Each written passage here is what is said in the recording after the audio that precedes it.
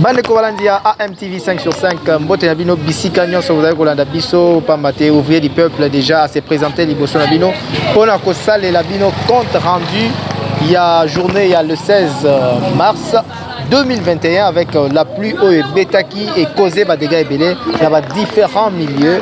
Tous les qui na Tchangu, tous les qui na Kinsenso ainsi que Matete.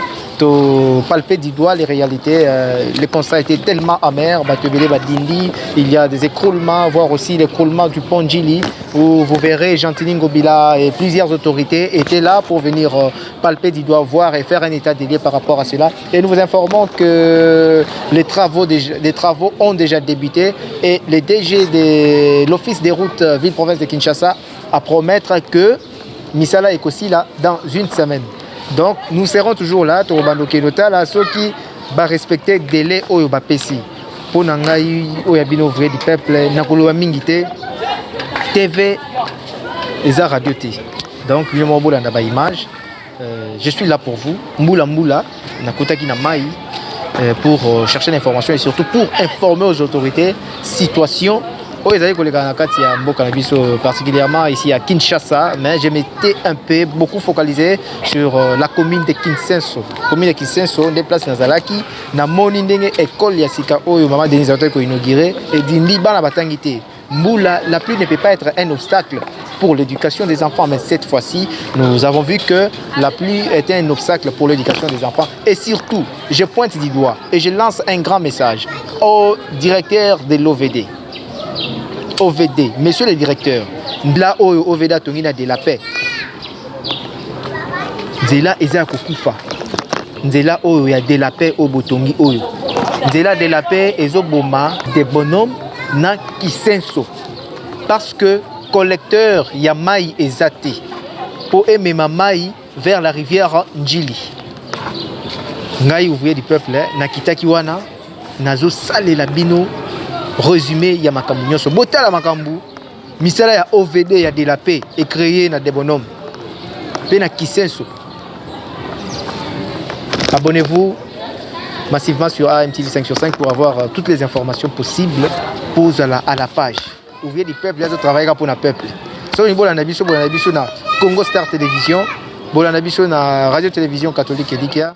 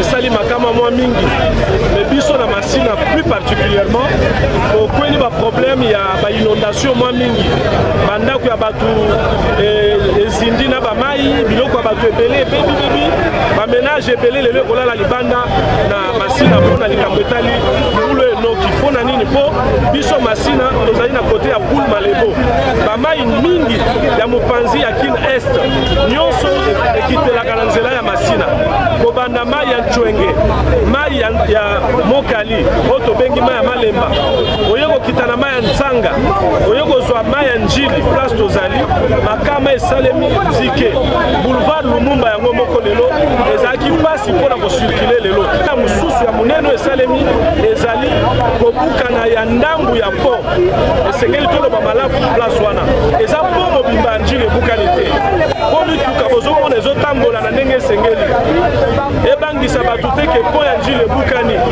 mwa eteni ya pont ebukani na mopanzi ya Masina place bapieto bato ya makolo batambolaka nde esika wana mutuka moko elekaki wana etutaki wana libulu esalemaka deja na se ntango mai ya mbula ebeti elie lisusu mabele nde ekitisi beto nyonso structure en partie ya pont na mopanzi ya Masina mais endommagé mpo mobimba te. Bonjour monsieur le DG. Bonjour. Lelo tokutani na nzela ebebi ya likama ekomeli banda ya Tchangu parti ya pont ebukani message ino koyo kopesa mpe oyo explique biso ekozwa durée ya combien de temps? nalingi naloba boye ezala clair population na biso eyebake pont ebukani te po ezala vraiment elobama clairement pont ebukani te eloko ebebi ezali oyo babenga na accès au pont babesiko eza pembeni na pont yango nde moto ekiti na mbula mai elie kuna na se yango ekitisi place wana donc eloko tozosala sikoyo kolongola banini oyo babeton oyo kolongola yango sikoyo na libulu wana tongole biloko spatialité eza wana totie sikoyo bamaterio tocompacte komi bien et puis na nsima nango tozongisi goudron mpo nzela ezala ndenge ezalaki donc taloba o pont ebukani oyo ezali pont yango wana place mbende wana ebandi selon baétude na bino bosali boremarke ke nini ekoze yango mai ezali ennemi monene ya nzela donc soki bato mpe bazotonga na désordre oyo aye atongi ndako awa aye atongi ndako awa ezalaka na problème na babiloko nyonso etali nzela donc il faut mwa discipline mpe ezalaka na kote wana soki moto yo kovanda lokola awa normalement moto akokotonga babiloko pembeni awa soki yo otongi bon kasi olie mabele telema boye ebandi koliama ekokozwe ba situation batravaux ekozwa combien de temps kosala ici poso moko tuko aussi c'est la chaussée. Heureusement que le pont n'est pas entamé. C'est la chaussée plutôt. Il y a la chaussée, c'est la fessée un tout petit peu. Je n'ai pas vécu ça, mais sur le terrain, j'apprends qu'il y a un grand camion qui pouvait avoir été à l'origine de ces chocs. Il y a une semaine, il y a un grand camion qui s'est percuté sur le pont. Je crois que ce choc-là est progressivement avec la pluie. Voilà.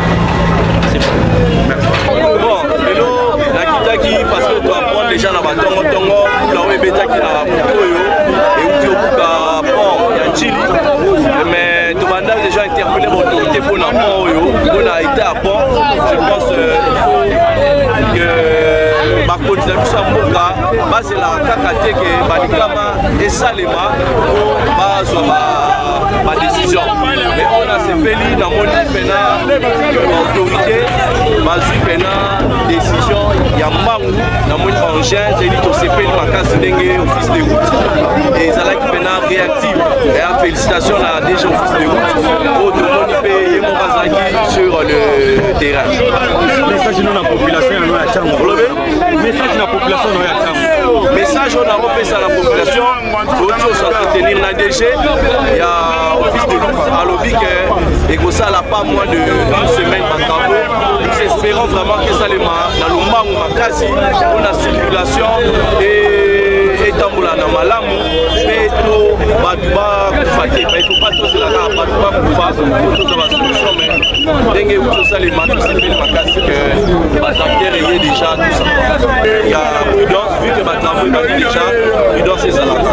D'abord, je ne suis pas élu de la Tchambou, mais je suis Kinois, je suis élu de Kinshasa et je suis congolais.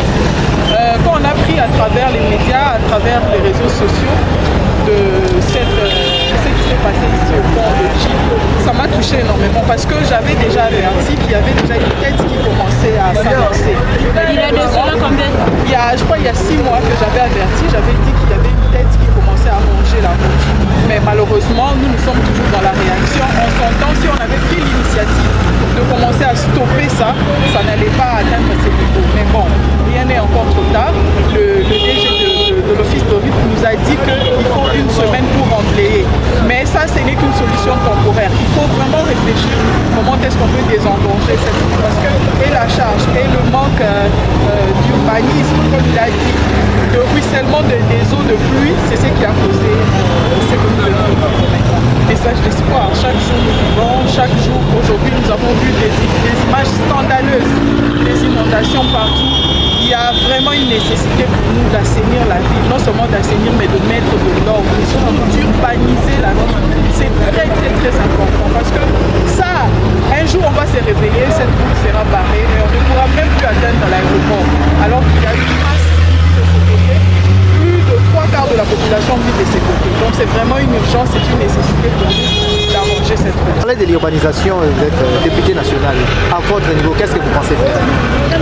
Bon, la question ce n'est pas seulement au niveau de l'Assemblée nationale. Bon, c'est vrai, il peut y avoir un contrôle parlementaire, il peut y avoir question orale avec débat, mais il faut se le dire que la question d'urgence concerne plus le gouvernement. Donc, s'il y a quelqu'un qui peut prendre une décision aujourd'hui pour arrêter ce fléau, je pense que c'est le ministère, c'est le ministre à travers son portefeuille. Mais qu'à cela ne tienne, s'il y aura des questions orales, s'il y aura des questions écrites, et pourquoi pas un contrôle parlementaire par rapport à ça, c'est bon. Un message aux députés provinciaux de la province de Kinshasa. Voyons quand même qu'il y a une certaine léthargie de la part des députés provinciaux. Parce que quand les gens viennent me voir, je leur dis non, pour ce dossier, contactez les députés provinciaux. Ils disent non, on ne peut pas, c'est vers le fond. Je comprends qu'ils ont voté pour moi, mais seulement que chacun doit occuper sa place. Chacun doit faire très bien son travail à sa place pour que la charge, toute la charge par exemple de cette commune et ses avenues et ses quartiers ne retombent pas sur nous. Sango ya pont oyo ekoyaki suite ya mbula oyo ebetaki ya makasi ebandaki na butu na ntongo. Donc en tant que députés nationaux, nous sommes décidés avec ma collègue Nabiso Ikalonji bazali député ya Tchambou, député qui s'est formé à Funa, les airs bazali député ya Lukuma et pour moi on a jamais député à Funa. Donc pour la deuxième député national, c'est dit donc il a sur place doyer ba ramuni de salba Funa. Donc on a directeur général et office de route donc celui-là qui n'a pas toutes les explications ni réellement en combien de temps Congo est aussi là. Donc nous avons déjà une bonne nouvelle annoncée à la population congolaise que les travaux sont là une semaine à Pamba. Mais donc au sein de la population bien sûr, face à la discipline parce que ça dit engin et donc dans une semaine nous sommes là où ils bani et aussi là. Nous avons ma collègue député et les airs Azali qui s'est le point honorable Ogi Kalonji, honorable Nomba Sazélia. Honorable, la même question. En tant que député, mais oui, déjà, nous sommes députés sans frontières. Voilà. Nous avons l'honorable Eliezer, l'honorable Christelle, l'honorable Ados, tout la circonscription est belée. Mais parce que ça problème, il y a Congo, problème, il y a Kinshasa, il fallait tout. Namoko élu, il y a Tchambou, la monité pourquoi il fallait la vendre pendant que Tchambou est brûlé. Dès que tu na DG, déjà depuis Tongo, tu benga qui est bousculé parce qu'il fallait tout quitter. Bon, après, si tu as promesse que d'ici 2 semaines au moins, Misala est aussi là. Donc, tu as parce que tu as rencontre un rendez-vous pour Sousunaye, tu as Italie technique. Donc, Bakino base à la calme, député na bango Bazali, tu as la bango Moussala, pour la sûr que tu as la toujours. Ça fait déjà une semaine. Camion à bango moi ba chinois ba gay matili kola kona et kuki et fele sandi wana ba simite la ba gay. Depuis ba tika on demande la ba ja ba policier ba ngo benga ba to sika ba zala wana. Mais le long pour le beti makasi. Je va ne pone la dernière discussion na se ba tonga ngo bien te et kukani ngo to mona ndenge et comme na niveau. Kade ba camion ba ndeko ya boy poza zo na kati ya banda. Banda suka ya mwana e kukani kade accident makasi ba ko bolo bani. Ba konza mboka ba sala les Chinois vont faire le côté, le Congo va signer un contrat à Kabila, pas pour me mettre au Congo.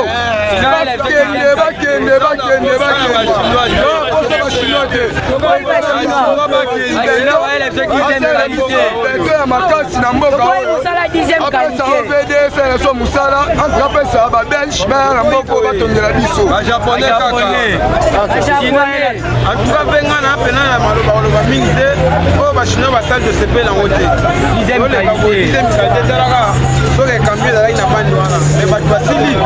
Facile, on va qu'elle demande. À la tête, on va pas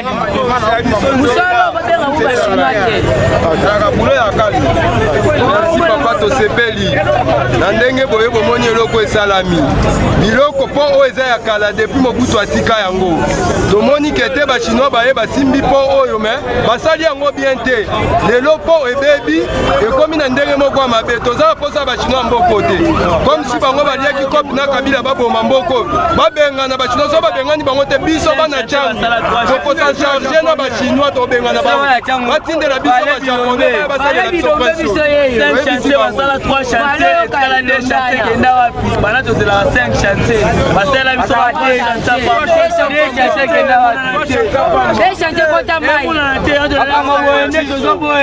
bilombe biso yeyo tala vraiment ba chinois engagement au Kabila zwaki président Kabila presque lelo suta mais pas couper la personne comment papa même ça président parti Toleli asala biso nzela oyo poka yango tozana ngo donc mawa trop Tolemi machino yango ko Tolemi machino